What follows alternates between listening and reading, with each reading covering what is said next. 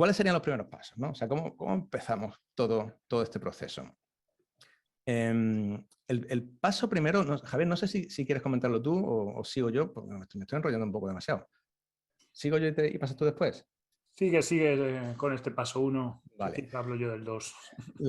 El primer paso posiblemente no tenga nada que ver con el mercado laboral o clientes, sino con uno mismo, ¿no? Y eso es algo con lo que trabajo muchísimo, ¿no? Con mis alumnos, y es tu mindset inicial, ¿no? O sea, tus creencias iniciales para comenzar este proceso. Si tú no empiezas a convencerte a ti mismo que puedes, va a ser imposible.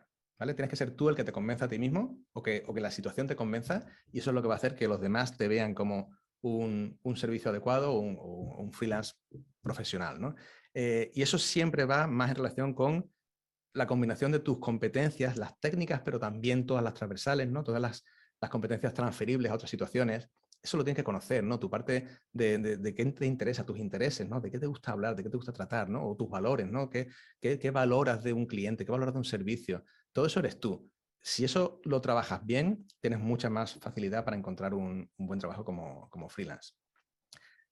Tiene una parte que tienes que trabajar, evidentemente, también a nivel de mindset, y es romper la soledad emprendedora. Cuando uno emprende, suele emprender bastante solo. Entonces, si esto tú lo llevas mal, es un camino muy, muy arduo. Pero trabajar solo también tiene ventajas. Y es que si te equivocas tú, te has equivocado tú. Y ya no le puedes echar la culpa a nadie. Eso, por ejemplo, fue algo que yo buscaba, ¿no? Cuando empecé a trabajar como freelance. Yo quiero esa responsabilidad, y si me equivoco, me he equivocado yo, ¿vale? Pero que no me pasen a mí cosas por culpa de otro. No, esto ya no, no pasa, ¿no? Ya te toca a ti. Y después tener la claridad de mente de que todo se puede aprender. O sea, casi cualquier competencia la puedes mejorar, la puedes aprender, y si tú la aprendes al servicio de tu objetivo, es lo que hace que tú puedas trabajar como freelance. Esto no se puede hacer típicamente, en muchos casos, en una empresa en la que tú tienes que hacer un trabajo concreto que para eso te han contratado, ¿no? Aquí tú eliges qué es lo que quieres aprender y qué camino quieres llevar, ¿no? Después está la idea, el nicho, ¿no? Javier, no sé si quieres pasar tú a esta parte. Sí, comentar un poquito bueno, estos temas que tienen ya más que ver con el mercado, el encontrar esa actividad, ¿no? a la que os dediquéis. Estaba por ahí Manuel en el chat comentando también pues, la dificultad o la particularidad. Fijaros que aquí hay varios enfoques. Hay gente que habla de la hipersegmentación, me busco un nicho muy concreto de mercado. A mí me gusta al principio sobre todo tocar 2 o 3 palos hasta que uno va encontrando. Luego vamos a hablar de Lean Startup y cómo vamos a intentar validar nuestro hueco de mercado. Y lo que buscamos es especializarnos de alguna manera en algo en lo que obviamente estemos alineados con nuestras propias competencias. Todas esas habilidades que mencionaba antes Manolo, que son estos soft skills que se habla hoy en día, habilidades blandas que nos ayudan en el mercado laboral. Tú puedes ser científico, pero puedes tener una facilidad para vender o no. O puedes tener, que probablemente si os hago la pregunta, la mayoría me digáis que no la tenéis, ¿no? Porque la venta y la ciencia no suelen ir muy casadas. Pero a lo mejor tenéis habilidades divulgativas para poneros delante de una cámara. Entonces tenéis que indagar en vuestras propias competencias para encontrar en toda esa lista que veíamos antes de posibles nichos de mercado dentro del mundo de la ciencia, en cuál de ellos es en el que os encontráis cómodos, ¿no? Y el que encaja con vosotros. Un detalle, Manolo, estás compartiendo tú y yo no puedo pasar las diapos, me parece. Vale. Vale. Paso. Pasa. Y en todo esto, fijaros que esta idea, el cliente en el centro, se habla mucho de customer centric hoy en día, ¿no? Y venimos generalmente de poner nuestro expertise, nuestro producto, nuestro servicio en el centro. Muchas veces cuando trabajo con personas emprendedoras, la mayoría empieza hablando de lo que hace, empieza hablando de lo que quiere vender, y no de lo que el cliente quiere, de cuál es el problema del cliente. Entonces, esto es darle la vuelta. Entonces, cuando buscamos nuestro nicho, también lo tenemos que encontrar desde la perspectiva del cliente y eso nos lleva a conocer a nuestros clientes y ver realmente si les vamos a ayudar de alguna manera a hacer que su vida sea mejor. En la mayoría de los casos, los científicos freelance trabajan en B2B, business to business, le venden a empresas más grandes o agencias de comunicación o a instituciones públicas o privadas.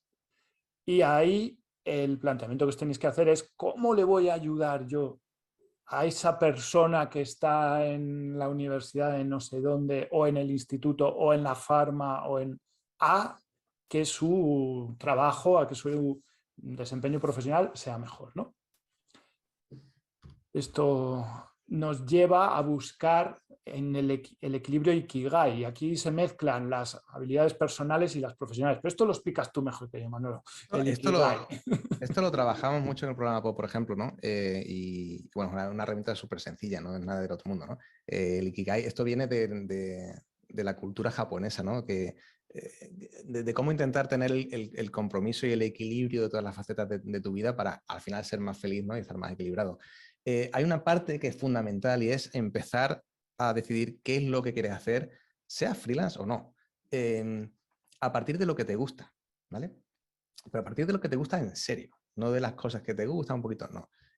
Siempre podrás trabajar en algo que te guste más o menos, pero si estamos intentando establecer nuestra trayectoria profesional en torno a quiénes somos nosotros, que es lo que hace un freelance típicamente, pues entonces vamos a hacerlo bien, vamos a intentar definir y encontrar el core de las competencias, de las cosas que nos gustan, ¿no? Las cosas que de verdad nos apasionan, ¿no? Eso sería un poco el global de los intereses, ¿no? De qué es lo que de verdad te gusta, ¿no? Lo que parece, lo que amas, ¿no? Ahí en amarillo. Pero no es solo lo que amas, sino que se te da bien. O sea, vamos a no ser tontos y vamos a hacer las cosas que donde nuestras competencias brillen, ¿no? Y ese es el mundo de las competencias, como digo. Muchas son técnicas en muchos casos. De hecho, como científicos, la parte técnica va a tener muchísimo peso, seas o no seas freelance.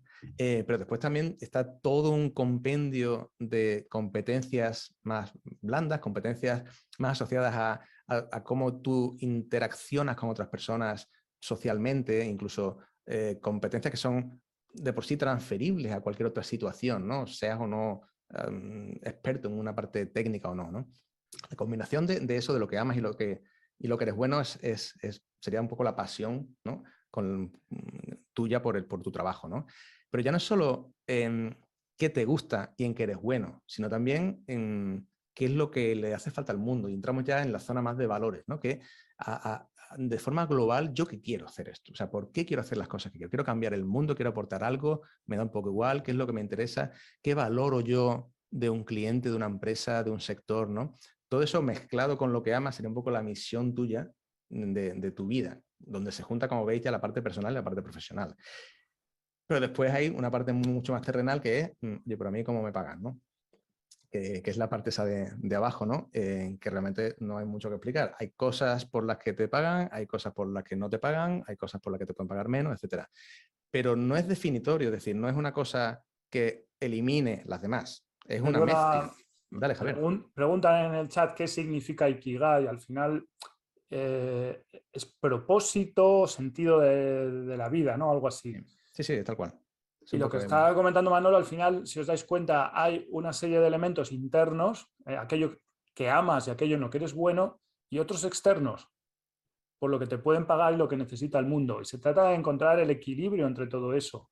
Y ahí veis que hay unas áreas intermedias, la pasión, la misión, la profesión y la vocación. Y es conseguir que todo esté equilibrado. Si solo estás haciendo algo que te gusta, pero nadie te paga por ello, pues malo, porque no tienes un hobby, básicamente. Si estás haciendo algo que no te gusta, pero sí te pagan por ello, tienes una frustración, acabas quemándote, como todos sabemos, ¿no? Entonces, ahí hay varios juegos, yo creo que ahora no es momento de profundizar en esto porque vamos un poco mal de tiempo, pero es un ejercicio muy interesante y de hecho creo que en la hoja de trabajo que vamos a facilitar está para que podáis reflexionar un poquito sobre estos 4 elementos. Y cuando os pongáis a analizar vuestra posible idea de negocio como freelance, que estéis valorando estas 4 cosas. Oye, soy bueno, me gusta, lo pagan, hay mercado para esto y lo necesita el mundo.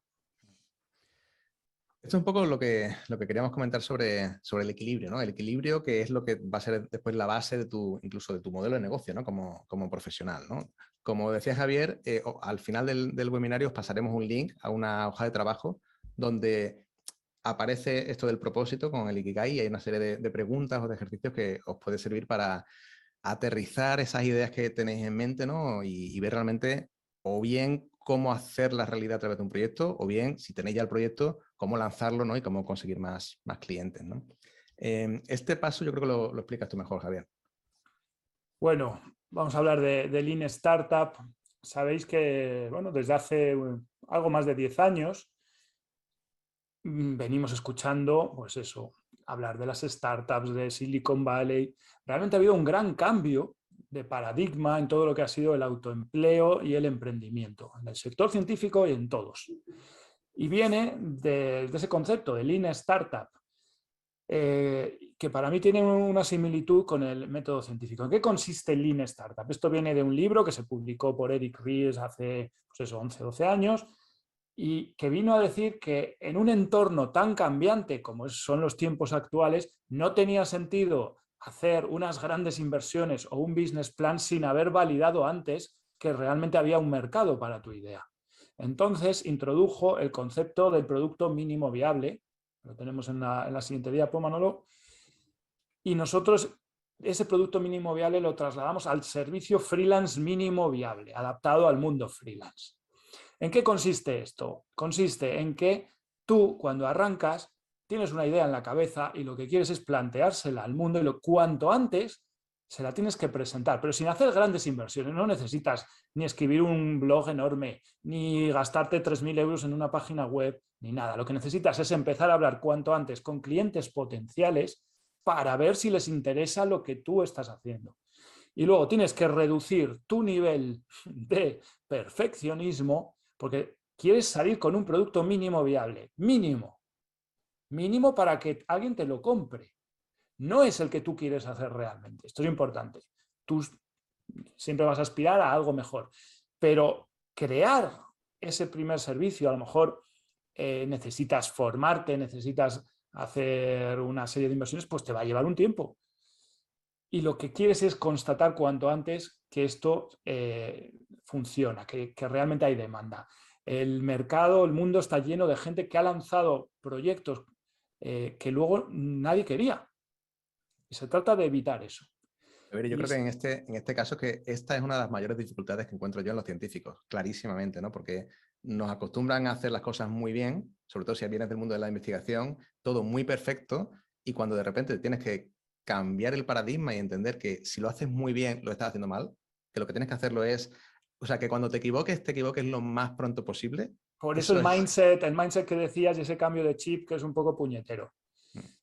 Pero además, fijaros que hemos hecho ese paralelismo con el tema del método científico, porque todo el Lean Startup es mucho ensayo-error.